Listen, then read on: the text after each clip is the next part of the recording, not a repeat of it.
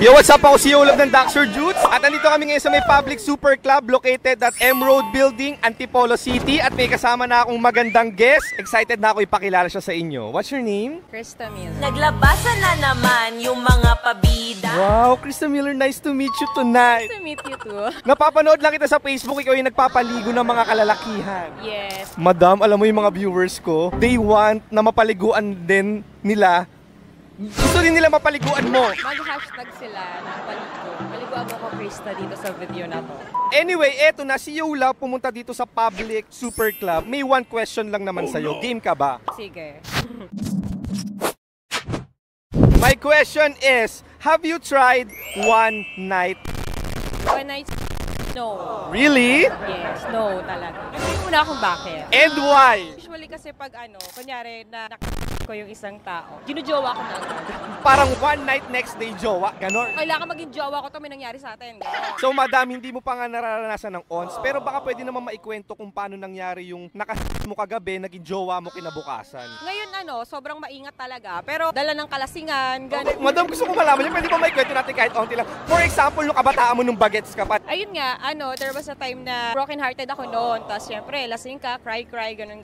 Tapos si lolo mo nag-comfort. Ay, gusto ko yan, madam. Kunyari, for example, nag-meet kayo ni lolo sa isang bar, nag-inuman kayo for the party, shot, cheers. Nandun. Madam, magsasara na ang bar, kailangan ng jumuwi. Paano ang eksena for dahatid ba si lolo? Kami, dahil nga sobrang lasing ako, dun muna ako inumi sa bahay ng friend namin. Common friend, ganyan. Okay, so for the stay muna doon. So nung nandun na kayo sa bahay ng friend nyo, paano ang eksena? Paano makakaganapan? Iniwan kami nung isang friend namin kasi may taping. Ay! So dalawa na lang kayo natira? Dalawa na lang kami natira. Tapos yun na. Madam, wait lang, wag yun na. Kailangan ko malaman ng kwento for kunyari, umalis na yung may-ari ng bahay, naiwan na lang kayo dalawa doon sa bahay ng friend mo. Paano na eksena for the sleep ka na ba? Paano? Ayun nga, pagising ko, iba na yung damit ko. Tapos parang may mga naalala ko nung nagising ako na parang ganito, ganyan. Pero sabi ko, paano nangyari yun? Parang hindi ako makapaniwala. Tapos after nun, pauwi na ako ng kondo. Ayoko pa siyang tanungin. Baka mamaya isipin niya, assuming ako. Hindi na ako tinext ko siya. Sabi ko sa kanya, may nangyari ba sa atin? Yung totoo. Sabi niya meron. Sige, tayo na. Madam, wait lang. May tatanong lang ako. Siyempre, bangenge ka, shenglot ka. Ano yung unang inatake niyang part ng katawan mo sa kahinaan kalasingan mo? Hindi ko talaga kung maaalala mo. Hindi mo maalala. Hindi ko talaga maalala. Tapos pagising mo, iba na yung suot na damit mo. Tapos yun nga, nung nagsi-CR ako nun na, may mga inaalala ko na parang akala ko panaginip lang. Wala kang naramdaman na parang merong friction na up and down, up and down? Wala, lasing talaga. Kasi nga, broken hearted ka, syempre, cry ka nun, diba? Tapos yun na. Sabi ko, tayo na, hindi pwedeng hindi maging tayo. Hindi ko man lang matatanong, madam, kung yung pumasok sa kuweba mo ay ducks or jutes. Nung naging kami na. Kaya na, okay, madam. Ito na, naging kayo na nga. Legal na kayo. Huwag mo itatanggihan. May I ask kung ano si jowa mo? Ducks or jutes? Ducks. Literal. Hindi nga ducks eh.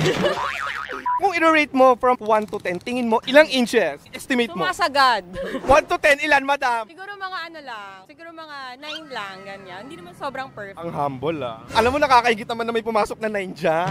How was the feeling na may pumapasok na 9 kahaba sa kuweba mo? Masarap. Bukod sa masarap, ano pa yung mga ibang explanation na? Ganun. Siyempre, madam, nung pinapasukan ka na nung 9, siyempre may mga ungol ka, may mga ingay. May mga ganun ba? Maingay ako.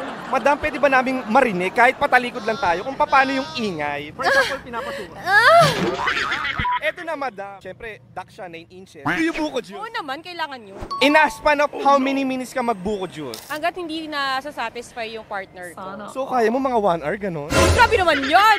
Sakit sa pangayon. So, mga ilang minutes lang yung kaya mo? Siguro 10 minutes or 5 minutes, mga ganun. Depende kasi minsan sila na nagsasabi na, shoot na. Kaya nagbubuko juice ka, saan sila umahawa? Buhok. Tapos parang sinasalgal na talagang gigil-gigil. Kasi ginagawa ko sa wag ko alam yung ginagawa. I know what I'm doing. Pagka nandun kayo sa Chukchak Chenes, what's your favorite position? Bulong ko na lang sa'yo. Oh, go. Ay, may ganyan yung mic. Expose mo na. Itutot na lang natin. Sige. Okay, kayo na bahala humula kung anong favorite ni Madam.